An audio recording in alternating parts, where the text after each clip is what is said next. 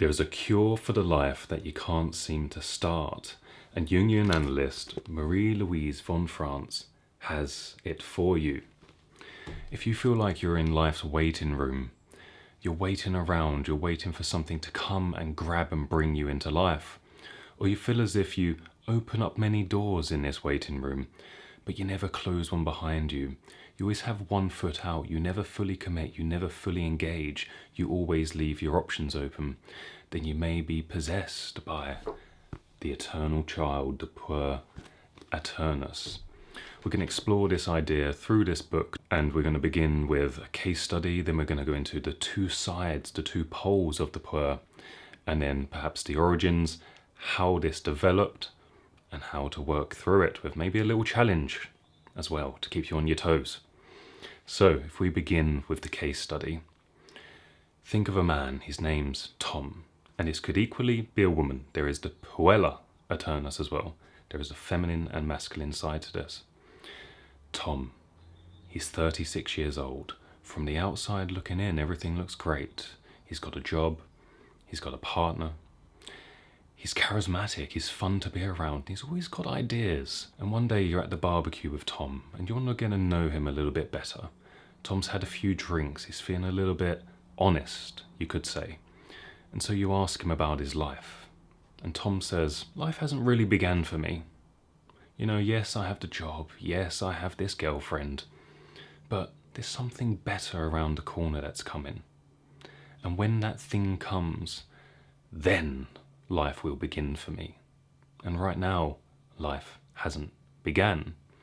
And so Tom, he has 20 books on the go, he has a half-written novel, he has a couple of business startups, he has 50 projects on ChatGPT on the go. And each time you talk to him over the years, he's on the next project. And he hasn't ever finished any. And so Tom lives within the world of ideas, but he doesn't fully commit. He doesn't fully actualize and finish any of them. And if you're brutally honest, you can see that Tom at the age of 36 is still where he was at the age of 22. Nothing's moved, nothing's shifted. Tom's stagnated. And there are two sides to this Puer. There is a passive pole and there is an active pole. And so Tom lives within the realm of that active pole. He's opening all of these doors. He's like a kid at a candy shop. I want that sweet. I want the fizzy belts. I want the bottles. I want the pencils. I want all of these sweets and I want to try them all. And that's what life is like to him. Because every project he begins with is full of enthusiasm, excitement. It's full of vigor. And so there is an impetus, there is a desire to engage with something, but he's completely possessed and controlled by these desires. He doesn't dictate and direct his own life. He is pulled constantly in these directions. And what changes is based on resistance. As soon as Tom hits an obstacle, he diverts. The energy flattens, dies. The project that once enthused him flattens him. There's a deadness, a boringness about it. And he wants to engage with the juice, with the excitement, with this aliveness over here, which is in the next thing. And so it was the novel, now it's the ChatGPT project. It was the ChatGPT project, and now it's a new hobby, or whatever it is. It always moves, but the indicator is resistance. He cannot stay with what's difficult. If there's a hair in the soup, the baby and the bathwater are thrown out together. He throws out the whole soup. He doesn't pull the hair out. If there's an imperfection, it's not good enough. It's not meant to be. There's like a superstitiousness to it. It's not meant to be. Clearly, I've hit a bump in the road. On to the next one. That will be the next thing. My life will begin when I hit that.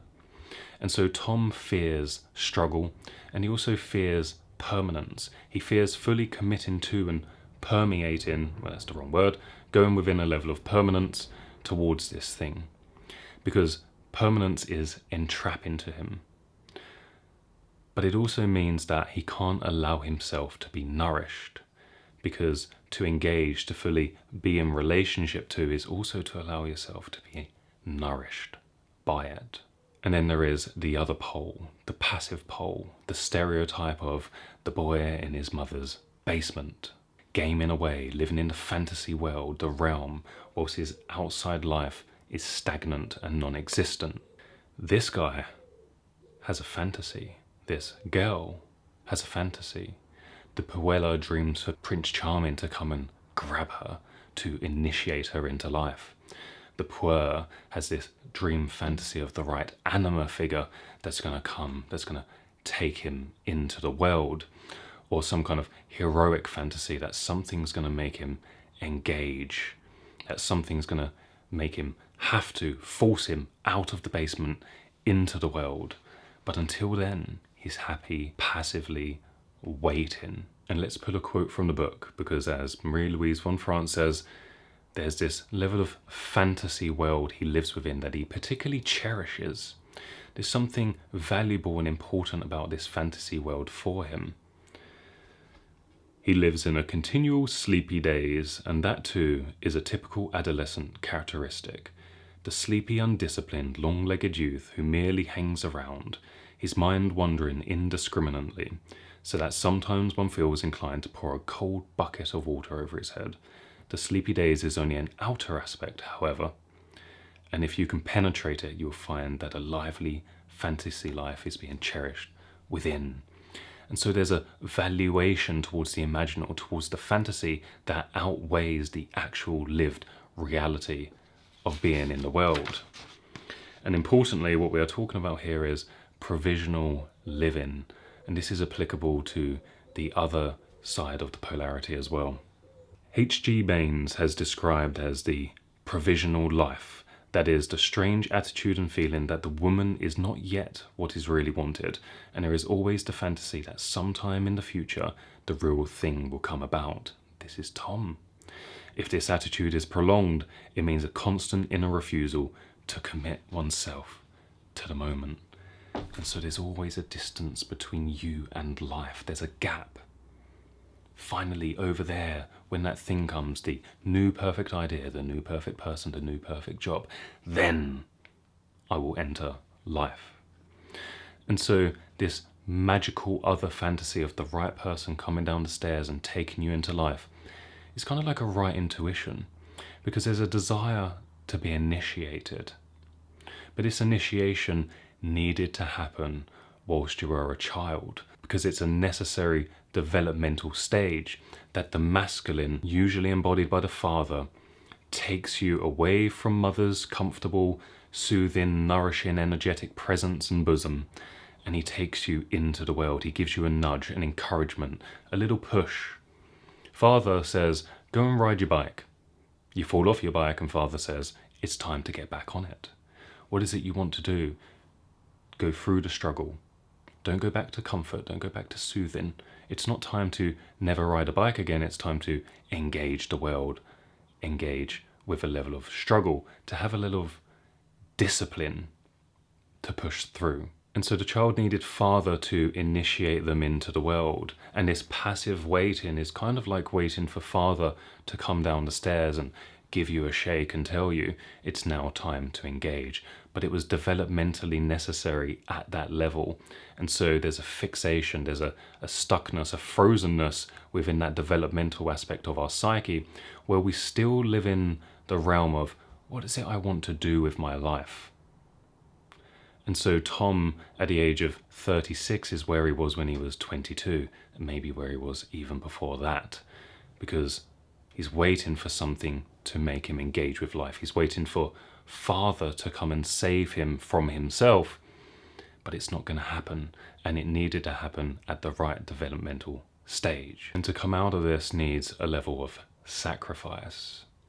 This situation is kind of like the Matrix, right? Like you're in the survival trance, you're in the sleep, you've been taking the blue pill of fantasy and comfort, of the it's always over there, but there's the red pill.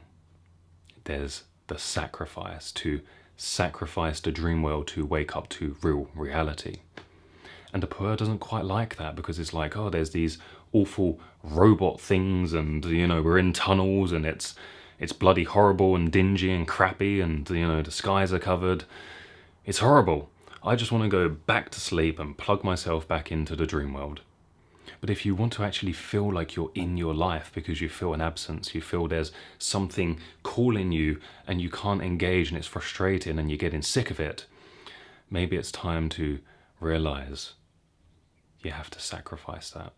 And so maybe we can move from a kind of Puer Aeternus to a kind of, in a way, like a kind of eternal initiation, a need to initiate ourselves and begin an attitude of, I'm going to stick through this thing. I'm going to begin to initiate myself on a daily level.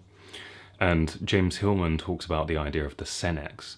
And so the Puer is this young, creative, spontaneous kind of child, which we don't want to kill, by the way. The Puer has a very necessary function. The Puer brings life to life, these ideas, this creativity, this spontaneousness.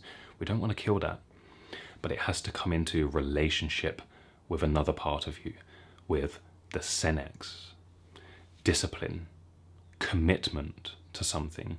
There's also a relationship to Chronos, to time, with the Senex.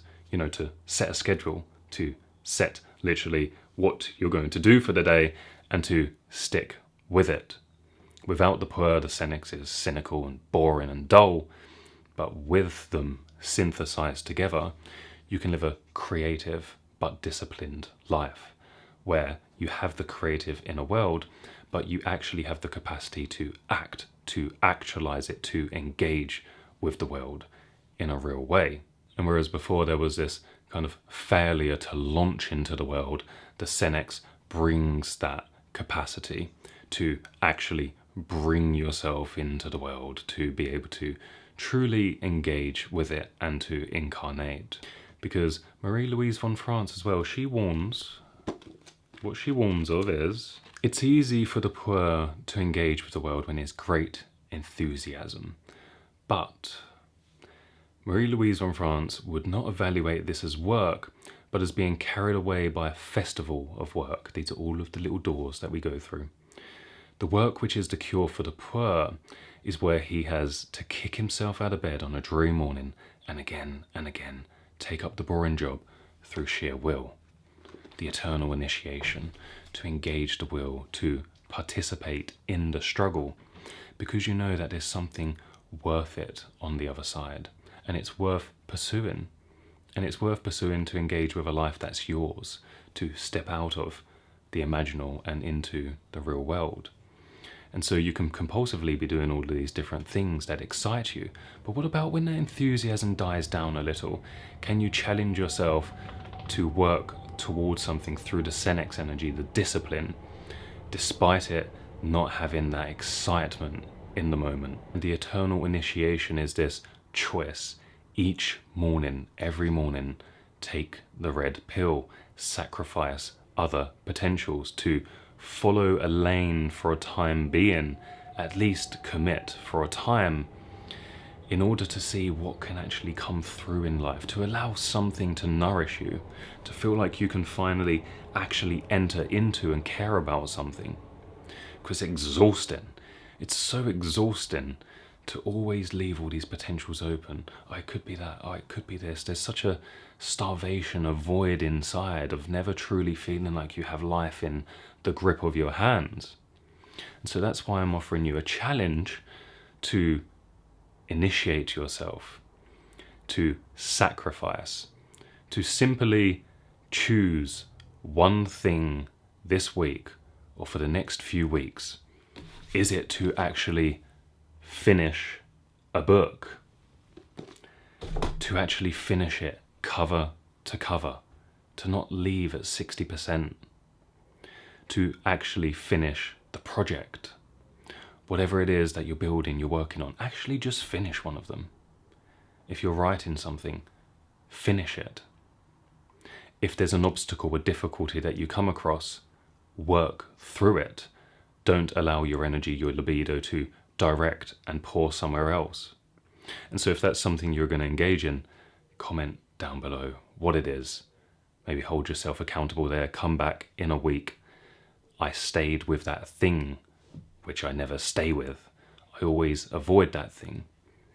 Or maybe if you're the passive type, to actually choose to engage with something that you want to engage with, do it. Leave the basement, turn off the game, because the game as well is also a trance fantasy world where you can complete it all in there, but your outer life doesn't shift. So, a little bit of encouragement there. Go and do it. Hope this video has been helpful. If you have enjoyed it, please like, subscribe, and in the comment section as well, I'll put a one-to-one offer in, and I still have some space for that. I'll see you in the next video.